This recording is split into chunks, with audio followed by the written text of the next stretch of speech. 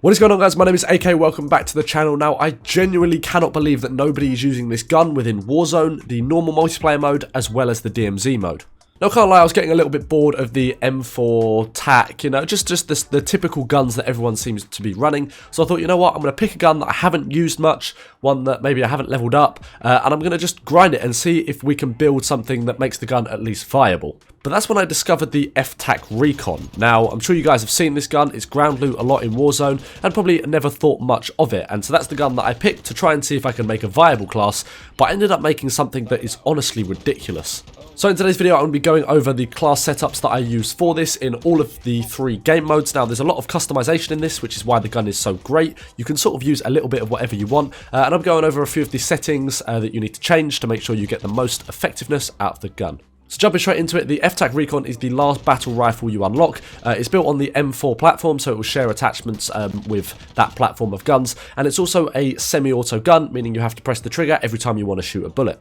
That being said, unlike some semi-auto weapons, there doesn't seem to be a fire rate restriction. So essentially, how fast you can press the trigger determines how fast you can shoot the gun, which is why this gun can be incredibly powerful. So starting off with the settings, there's a few settings that you're going to want to change if you're on controller. If you play mouse and keyboard, just go with what you've got. There's no need to change anything really on there. But there's 2 things you want to look at if you're on controller. So first of all, if you've got a scuff with the digital triggers, don't change anything. If you don't, which I'm guessing is most of you, you're going to want to consider one of 2 options. So if you shoot with the bumpers, that is going to give you faster sort of shooting speed than if you shoot with the triggers, because the triggers you have to pull all the way down, whereas the bumpers are a lot quicker. So if you want to try that, consider using the flip L1, R2, you know, all of those buttons. So basically that flips your triggers and your bumpers, and use your bumpers to shoot and your triggers to throw your grenades, depending on your button layout. But that will allow you to shoot quicker. If you don't want to do that, because I personally don't like that, I use the triggers even before I had the digital triggers. What you want to do is you want to go to your advanced settings. You want to go all the way down to your inputs dead zone, and you want to make sure that your left and right trigger dead zones are at 0, or if at 0 they shoot automatically, so without you pressing them, just as high as they can or as low as they can go without causing any kind of fake input. So what does this do? This basically allows you to get the fastest response on actually pulling your trigger. So the moment you pull it down even a tiny little bit, it's going to start shooting, and that'll allow you to use your trigger finger a bit quicker than if there is a higher dead zone on it. Right, so with that in mind, let's jump into the first class setup. So this is the one that I tend to use in multiplayer. It's my favourite for this. It's a good all-round build. You've got the Bull Rider barrel, FTAC Ripper underbarrel, high velocity ammo, because most multiplayer maps are quite small. On Warzone or in the DMZ mode, what I often do is I take off the high velocity and I stick on an optic, either like a standard reflex sight, or actually the Corvus Soul or the recharge. They both work quite well as well.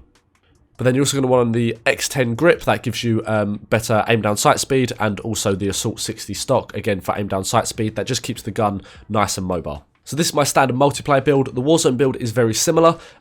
You can swap out the high velocity rounds for an optic.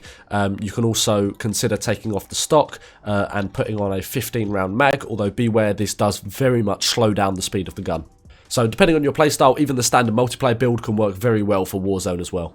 And lastly, for the DMZ mode, I do recommend running a 15 round mag. You're probably going to be getting into more gunfights because there's going to be more people, more AI characters around that you need to kill. I'll run a quick clip in the background of me killing the Juggernaut boss with this gun, because honestly, it's ridiculous how quickly I killed him. So if you're having any trouble doing that, I'm sure this will work very well with the Chemist as well. So if you're having any trouble, give this gun a try.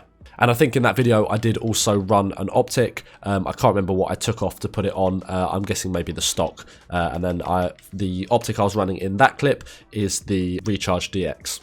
So go give this class a go. I'm sure you guys are going to love this one. Now, I will say the one sort of balancing bit about this weapon, the one thing that makes it even remotely balanced, is just the fact that it's got the 10 round mag as standard, and as you can see from the clips in the background from Warzone, often that's not enough to kill multiple people. I was playing solos against duos at the time. You can normally instantly down one and then just pull out a secondary. I was using the Lachman sub, the MP5, as a secondary, and using that just to finish up some kills. So good combo there. You will need a secondary just to make this gun viable.